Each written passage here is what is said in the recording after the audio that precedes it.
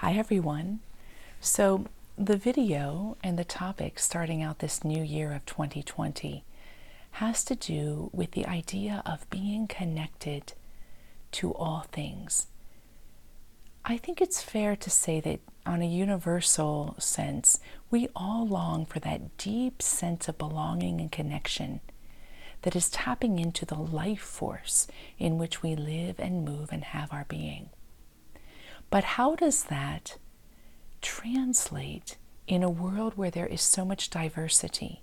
And in that diversity, there are so many ways that separation is being acted out, that the I and the thou, that the us and the them creates a chasm that makes it really, really difficult to taste and live from and connect in that deep place where we are all life force.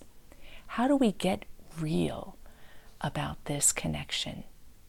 I want to read for you a short passage from a book called The Gulag Archipelago. And this is written by Alexander, I'm going to murder his last name, Solzhenitsyn. And he is a Russian philosopher and author.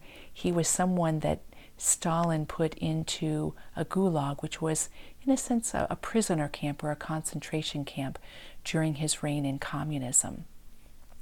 And Alexander had a deep, deep insight that came from his years of sleeping on straw.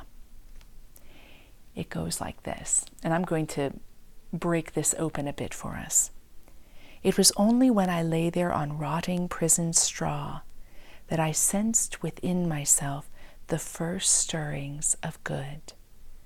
Gradually it was disclosed to me that the line separating good and evil passes not through states, nor between classes, nor between political parties either, but right through every human heart and through all human hearts. This line shifts. Inside us, it oscillates with the years. And that is why I turn back to the years of my imprisonment and say sometimes to the astonishment of those about me, "Bless you, prison."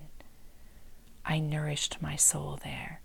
And I say without hesitation, "Bless you, prison, for having been in my life." That's inspiring, isn't it? But it's also severe as well.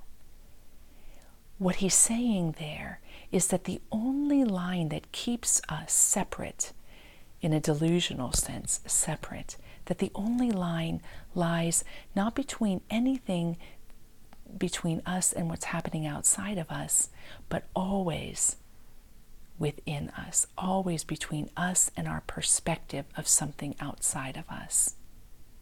And if that's so, then we have the opportunity to be breathed into new life, to discover the connectedness of all things. Where? In the dissolution of the line of separation that lies right within our own hearts. So let me read a translation that I have on his text. The line separating connection to life force and separation passes not through states, nor through classes, nor through political parties. It passes not through religions or beliefs or dogmas. It passes not through causes, through groups standing for right or wrong. It passes not through gender, ethnicity, or sexual orientation. The line between connection and separation passes right through every human heart and all human hearts. And that line within us shifts. How does it shift? It shifts inasmuch as we open to the truth of where true connection lay, or when we close off from the awareness and create a sense of separation. That's how it oscillates. And it oscillates right within us in every moment of our life. So how can we get real? How can we recognize in our world things that are helpful, things that are hurtful? things that are life-giving, things that are life-destroying. How can we name them from a place that opens us up to a deep sense of connection, wherein we find the resolution, the solution, the insight? One way that I have found really helpful comes from allowing the breath to lead us into the insight. Now, as many of you know, most of my meditation practice is not focusing on breath.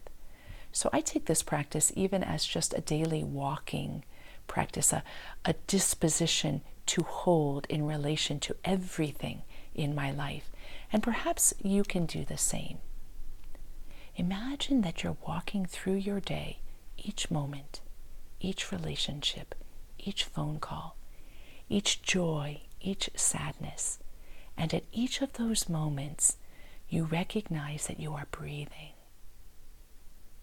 And as you recognize your breathing, shift very slightly to recognize that you are being breathed into the moment.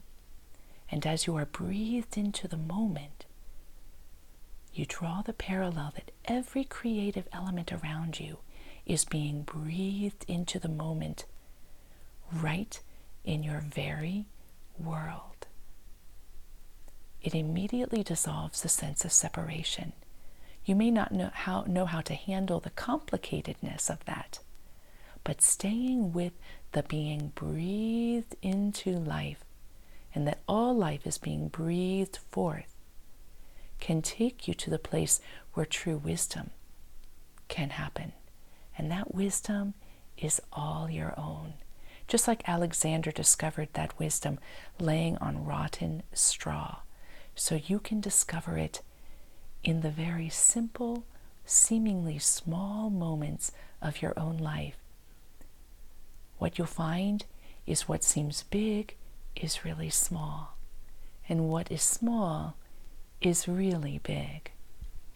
This is what I would consider getting real with the idea that we are all interconnected in what we might call life force or God. So let me know your thoughts, your feelings, your experience. Add your wisdom to what I'm sharing from my own experience. Have a great day.